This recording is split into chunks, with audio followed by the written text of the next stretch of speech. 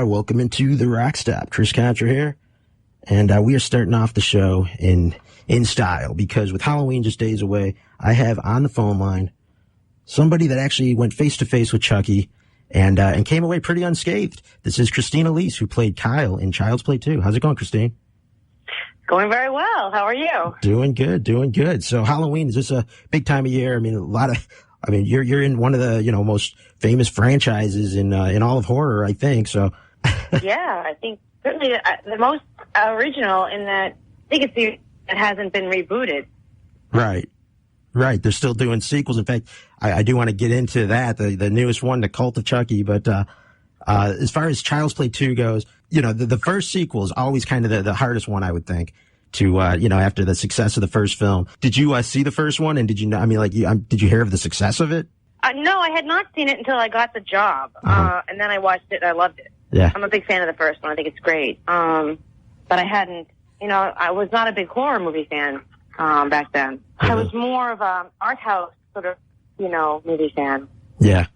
But I was an actor that wanted to work and very, very, very excited to get that job. Right. Really fun job to do. And all these years later, it's probably one of the more recognized things that you've done. Of course, you did Beverly Hills 90210, which was a huge hit, and everything. But when you do like a horror franchise, it comes with pros and cons. Specifically in horror, it seems like people just really cling to that. Horror fans. Yeah, horror fans are absolutely, I think, the most loyal of any genre. Would you say they're more hardcore than your Beverly Hills fans? Yeah. Yeah, I would. Although, I gotta say, I do conventions occasionally, and they're horror conventions specifically, and I would say about 50% of the people that come to my table want to talk about 90210. So 90210, oh yeah, isn't slacking off either. It's got its diehards, but I think horror in general, just, Yeah. 90210 is a sort of a single entity and a phenomenon, whereas horror, there's multiple horror, franchises that have followings as loyal as Chucky's. Yeah, right, exactly. Now you started, your career, you've had quite a few twists and turns. I just saw a documentary that you were talking about the hardcore punk scene in Boston. So, what was your, when did you decide acting was for you? I was involved in the whole punk rock scene in Boston from the time I was like 14 or 15. The hardcore scene I was involved in primarily because it was the only other sort of fringe music people, in the punk scene that were my age. Right. And so I created the friendships then that remain my best friends to this day. But I left Boston in '84. I went to film school in Boston for a year, and then decided it made no sense to go to film school to be a director in a town that had no film industry. So I left Boston and moved to Los Angeles at 19 to go to school to be a director. But then I had to work full time, at $6 an hour and work 60 hours a week just to make ends meet. And never was able to ultimately afford to go back to school. So after a couple of years of being a cashier on Rodeo Drive, I was like, well, this can't be my life. I can't just be in retail. That can't be how I spend the rest of my life. What can I do? How can I possibly get involved in filmmaking without any training, any skills, or any talent? And I thought, I know what I'll do. I'll be an actor. And I had the great asset of, I was probably 21 or 2 when I decided to try to be an actor. 22 probably. And I looked 15. I was really, really young. Mm-hmm. And so that worked in my advantage, and I was able to get work pretty quickly and pretty consistently. Yeah. I decided I liked acting more than I ever thought I would, and just stuck with it. Yeah, that's awesome. As far as going back to the punk stuff for a second, this is the RockStop. So, what was the thing that really drew? You mentioned it earlier, the fringe scene, but as far as bands and music and just the whole, I think the thing I love so much about punk rock is the do-it-yourself mentality of the whole scene. And that's just one thing that I love. What are some of the things that you really loved about it? Well, that and sort of not so much the hardcore scene. The hardcore scene had a bit of a uniform and a uniformity that was contrary to the broader punk rock scene. I was in the punk rock scene before hardcore even existed, so I was into it for music, local music, My first show I ever saw live was Gary Newman. I saw Gary Newman in, I think, 1980, in Harvard Square in Boston. And drawn to originality. Like when Devo, the first Devo record, the first 52's record, those bands went on to be pretty mainstream, but in the 70s they weren't. And it was the individuality and the valuing of individuality and uniqueness that I was drawn to. Yeah. Rather than conformity and Izod shirt and, right. I mean, do you sports. Do you see the scene? I mean, it's so much has changed in music, but I think there's still an underground scene. I mean, I've gone to punk shows recently that I still feel like some of that energy that maybe was, I mean, it's probably different than it was in the 80s, but I think there's still people out there trying to keep that stuff alive. I'm 52 years old, so I can't speak to that. It's my job to think kids are either crazy or boring, right. Either I don't get it and I'm not supposed to get it, Uh-huh. And I don't go to shows anymore, man. I can't imagine having a good time at a hardcore show. Yeah. It just sounds like a nightmare to me. And I don't, it's not the same. It's just, there isn't the risk involved that there used to be. Mm. So, I mean, kids walking around with a 12-inch, mohawk, that's the equivalent nowadays of when I was punk rock, of people that were hippies still wearing tie-dye, 15 years or more years later. It's not edgy, it's not original, it's not risky. It's been done. People have, it's mall kids have face piercings and tattoos on their hands and their neck, and they're suburban mall kids. When I was a kid, that was crazy. That was genuinely crazy. Yeah. To have a face piercing and any kind of visible tattooing. Yeah. Now it's totally. I mean, it couldn't be more mainstream. It's true. So it's almost more edgy not to have anything.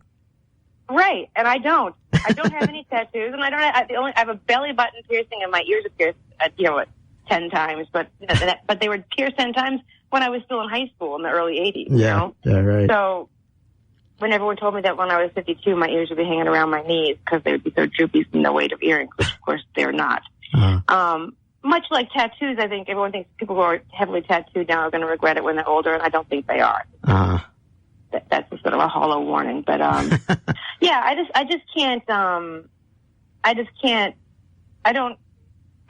unaware of a scene that's as original and as right. risky, really, because it was risky to walk around looking different like that. I mean, I was a girl, so I didn't get beat up, but I got threatened a lot and chased a lot. My mindset hasn't changed. So you still got the punk rock ethics. I think so. I still have an FTW, giving zero. Yeah, I gotcha. Attitude, which I think is evidently reflected on my Instagram and Facebook accounts. I mean, I really don't.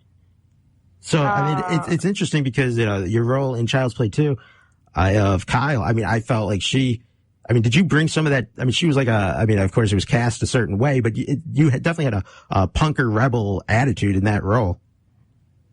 Yeah, and almost every character I played in my early career, Emily Valentine and Leonard Huno was the same way. That absolutely was because I brought stuff to the audition. Like the Child's Play character was written to be rebellious, but that black leather hat, almost everything I wore in that was mine, except for the stuff in the factory, that outfit for the factory, because we had to have like a dozen of them, because it would get dirty and ripped and bloody or whatever. But right.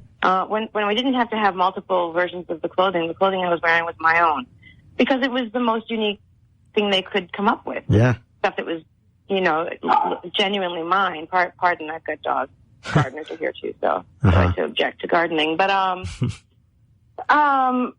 and so with the character, the two of the biggest high-profile jobs that I got in my career were ER. I did a season of ER, and I did, a couple of episodes, like 10 episodes of 90210. But in both cases, the character on ER the prototype was Helen Hunt from Mad About You, which is a very preppy, mainstream sort of vibe. And the character in 90210 was more of a Julia Roberts type, a drop-dead gorgeous girl with cascading red curly hair, so gorgeous she stopped traffic, which is neither of those people describe me.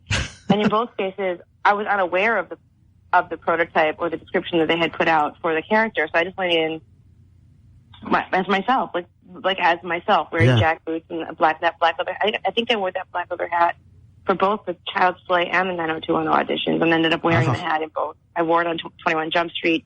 But in both cases, the characters, they changed the character to be me. Wow, that's really cool. I mean, I can't think of too many other examples of that. I mean, I'm not in the industry, but that's really cool that you brought your own flavor to the characters, and that the producers and everything were all right with it, and actually probably added something to the whole script that they weren't even thinking of.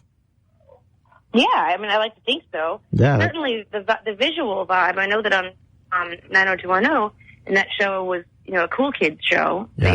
The popular kids kind of a show, and so my character came in to hold the place for every kid in the world, ultimately, that felt disenfranchised or fringe or other than or less than for whatever reason that might be, whether they were financially, separated from the other kids in school, or they're gay, or they're punk rock, or they're, a different race, whatever the thing that they had about them that made them feel different or other than, that Emily Valentine character got to hold the place for them, and that's sort of a nice legacy, because that was the kid I was too. I'm proud to have been, the spokesperson for those kids. And during that time when you were playing Emily Valentine, that was the early 90s. So, I mean, going back to music for a second, I mean, that was the height of the grunge scene, which was sort of parlayed off of a lot of the punk stuff. So what did you think of the grunge scene at the time?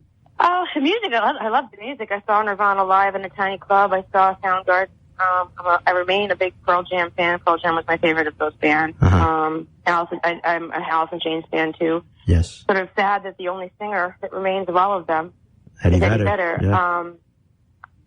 But musically, I love them. As far as the whole grunge look, that was sort of that jeans and boots and flannel shirts was how the punk rock scene evolved in Boston really early. So in the 83, 84, 85 in Boston, that's what the hardcore kids looked like. So that look, I was annoyed that everyone thought it was so original and it became a thing, Yeah. But not so annoyed that I didn't appreciate how great that music was. Right, absolutely. I mean, you saw Nirvana in a small club. I can't imagine how cool that show must have been. It was ridiculous. It was in Hollywood at a club called the Palace.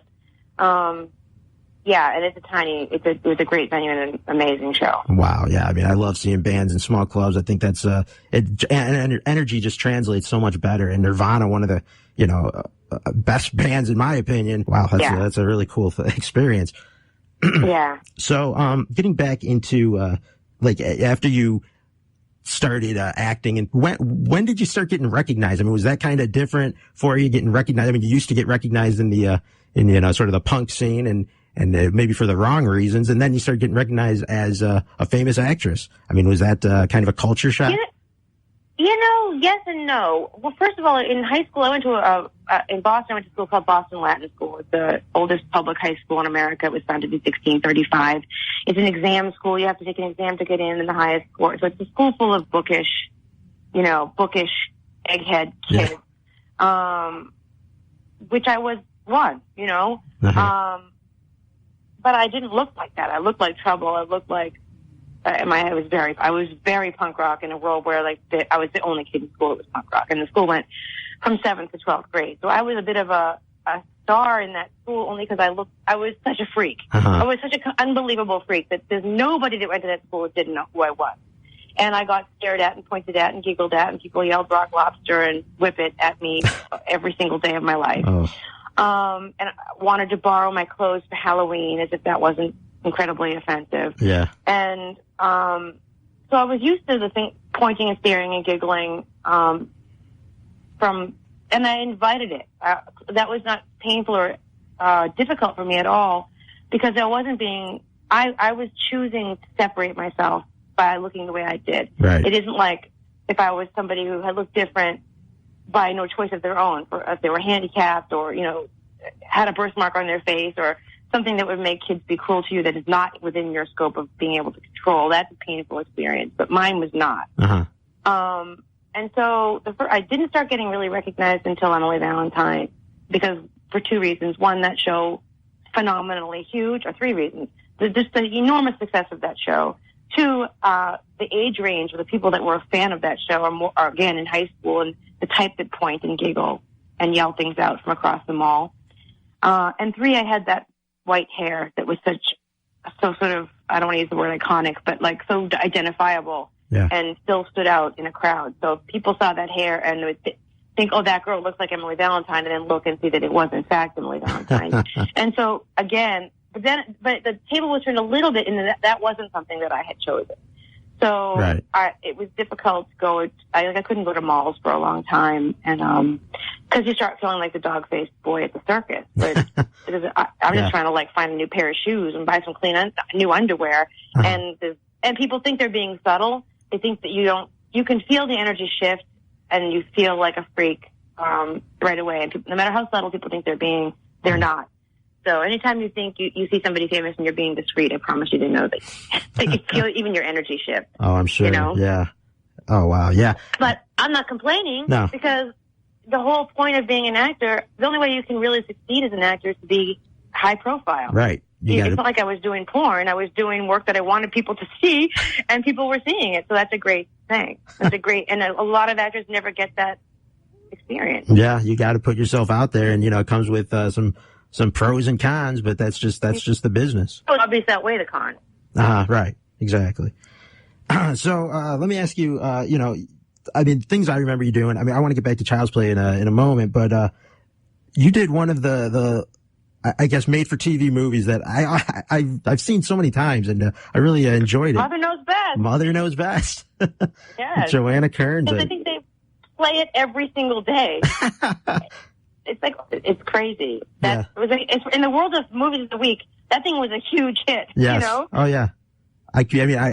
Go ahead. All right. I was just going to say. I think the reason. I can't really pinpoint the one specific reason, but Joanna Kearns as a sort of. I guess I would call her psychotic in the movie. She hated your fiance. So I don't know. Something just clicked, and it was that movie is like you said, replayed a lot, and people seem to love it. They do. I get a lot of feedback on that one, and I think it's because of two things. Joanna Kearns' performance is amazing. She plays a villain. She plays Cruella de Vil so well. And I don't know it's a subtle thing, but all of the characters kind of have theme music. My song is a song by the Cranberries. Yeah.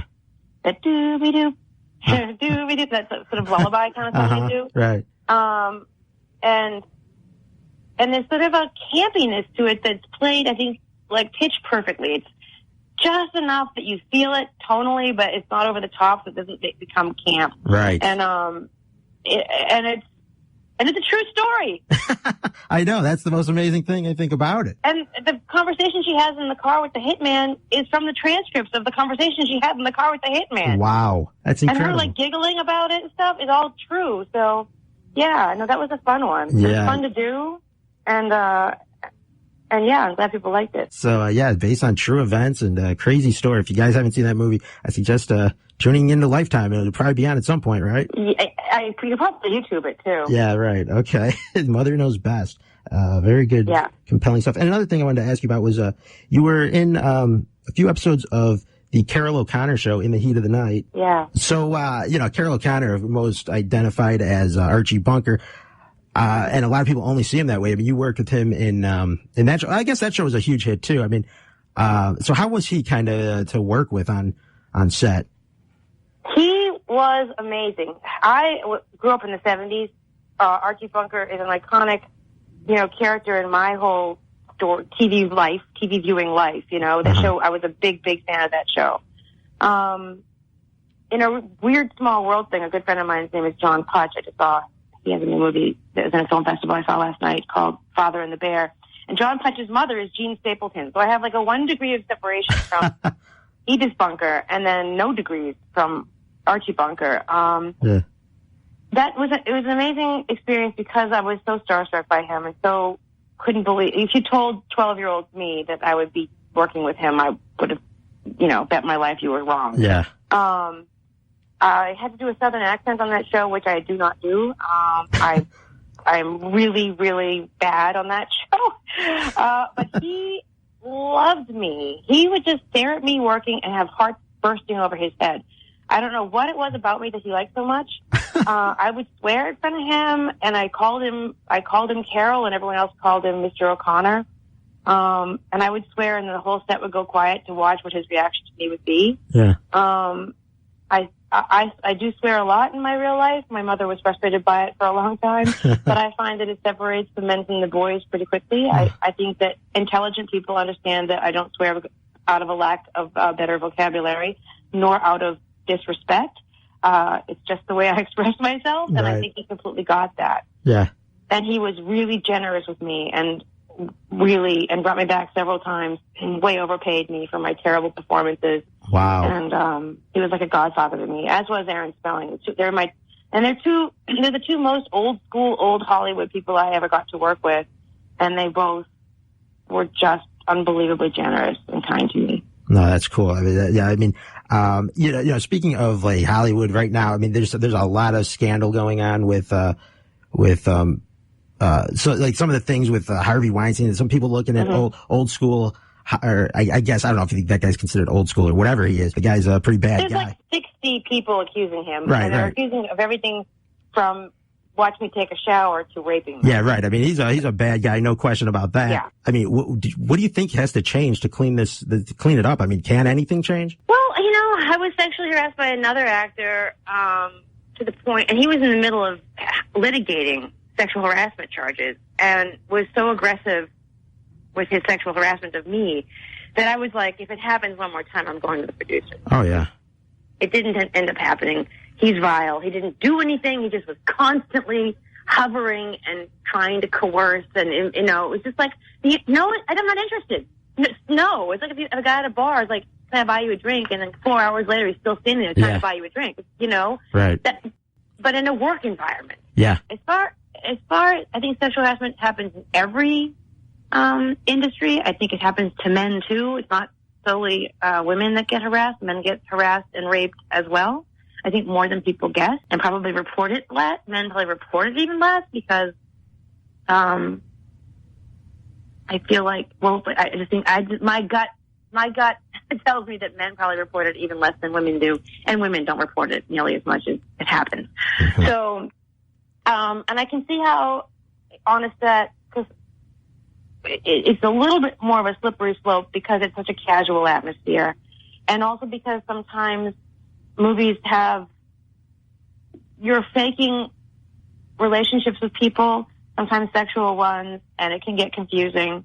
And people, I've watched sets where a girl is playing somebody who's sort of slutty, and the crew mistakes that actress as being slutty because she's playing a slutty character and she's wearing a slutty outfit. They start treating her like she's a slutty girl. I've seen it. I know it happens. Yeah. I don't know. I'm hard to offend, but I do have a line.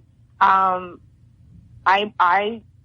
have a potty mouth and I'm not afraid of a dirty joke, but there's sometimes, you must have seen it, like a bunch of guys telling a dirty joke and then another guy tells a joke, and the joke is so beyond pale that that person obviously doesn't get where the line is, Yeah, absolutely. And that's inevitable. And if somebody crosses the line, I guess all you can do is say is inform them that they've crossed the line for you, and everybody has to respect that, even if you don't respect where that person has put the line for themselves. People have boundaries; you have to respect them. And if you think that girl or that guy is being overly sensitive, that's their right. You know what I mean? Yeah. Stop bothering them, right. And then there won't be a problem. Very well said. I think just with all this stuff going on, it's a discussion that kind of needs to happen, and I'm glad people are having it now. Because this stuff seems to be brushed under the carpet for way too long. Yeah, and it always will be. It's always going to happen. Just hopefully less and less. Right. Moving away from that, let's get into some lighter discussion. Okay. Back into with Halloween just days away. Child's Play 2, such a excellent franchise there with that series. So, do you have any favorite scenes that you did in that movie? For me, my favorite little sequence in Child's Play 2 is when Kyle is on the swing set smoking a cigarette, and she finds the doll in the dirt and realizes, watching her realize that Chucky might actually, in fact, be real was fun to do. Yes. Yeah, that was now. How was it working with a doll? I mean, it's definitely different than like a guy as Michael Myers or Jason. Working with a doll, I mean, that certainly probably presents more of a challenge. It doesn't present more of a challenge as far as acting with him and him being inanimate, because he actually is animate in that there's 9 puppeteers working him, and he moves and he's acting opposite you, right. Yeah. And all acting is fake. It's all just lying and pretending. And if I'm like falling in love with somebody on camera, I'm not really falling in love. I'm pretending. So it's the same, whether it's a doll or some guy I don't like that I have to pretend I'm in love with. Yeah. That's more difficult actually than the doll. The challenge with the doll is on that movie, Alex Vincent, who played Andy, was 7, and child labor laws applied to him. So they would shoot like a master, which means the big wide shot that shows everything, so you get a little geography of the scene, and you don't know what's happening. So when they move in for closer shots, you know the geography of what you're seeing. And then they would, in the closer stuff, shoot all of Alex's stuff first, because he had to go home and go to his tutor and do his little kid stuff. Yeah. And then the doll, it was one of my first jobs. I remained inexpensive actors to hire. So the doll needed 7 Screen Actor Guild puppeteers to run. He was more expensive than I was. So then they would shoot the doll out. And then they do all of my close-ups, and neither the doll nor Alex would be there. So, and it could be like a light stand with a red piece of tape on it. That red tape over there, that's Chucky, and that blue tape over there, that's Andy. And then there'd be a woman sitting next to the camera, the script supervisor, reading the dialogue, which is a tricky business because human nature is to look towards where you hear a voice coming from. Oh, yeah. When you're answering it, Sure. So, but I'm looking to the left and right at Andy and Chucky, and the person's behind me talking for them. So that was the huge challenge, was as an untrained actor trying to maintain some sense of stakes and reality when there's like nobody on set with me. Yeah, wow, yeah, that's definitely gotta be kind of difficult at times, but it came out great, and the movie's definitely celebrated today. I mean, do you do some cons and get a lot of people coming up to you about your favorite scenes, things like that? So how's that experience? Yeah. I love doing conventions. I love them. I just did one last week in Worcester, Massachusetts, at Rock and Shock, just outside of Boston, and I love it because it's sort of a bit of a family reunion for me, because there's always other actors there that I know that I haven't seen for a while. Yeah. This was Chucky, the new Chucky out. Alex Vincent and Fiona Dorff and Brad Dorff and Jennifer Tilly are often, like I was just a week with them in New York, and that's great. Get to hang out with those people is awesome. Then there's always actors at these conventions that I'm a fan of too, that I get to like sort of fangirl out. Yeah, right. And then it doesn't suck to sit there and have people to tell you all day how much they like something that you did. So it's just like a win-win-win.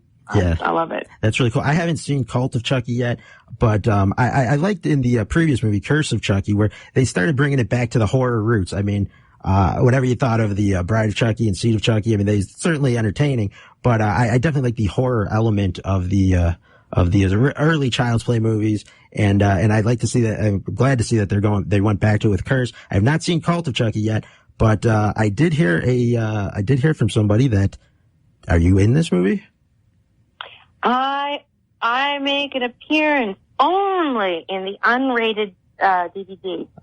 So if you want to see Christina Elise in the latest Chucky movie, check out the unrated DVD, huh? Yeah, the post credits thing. You should see it though. In my opinion, it's the best film in the whole franchise. Really? It takes things to such a new level. It opens a couple of doors that have not even been hinted at in the past. It sets up Chucky 8 to be just, I guess, tsunami of awesome horror. Yeah, I'll definitely be checking that out very, very soon. Maybe I'll watch it on Halloween night, because I'm a huge fan of the series. So yeah, I got to get around to watching that. And I love when a movie that has a lot of sequels starts opening new doors, like you mentioned, because I mean, what are you going to keep just doing the same movie over and over? Great to have elements like that come in. Yeah, I think that's sort of what has allowed Chucky to not have to reboot and allowed continue the evolution that it's been on or doing. Because you don't want to see a movie where it's just the same bad guy killing a different 8 people. Right. Exactly. That's a dead end. Yeah. This one, I'm telling you, you're going to be blown away. There's a couple of twists at the end that are just awesome. And all right, Christine, thanks a lot for doing this interview. It's been a lot. Not at all. Yeah, it's been really cool talking with you, and stay cool out there in California. I'll do my best. Thanks a lot. All right, bye-bye. Bye.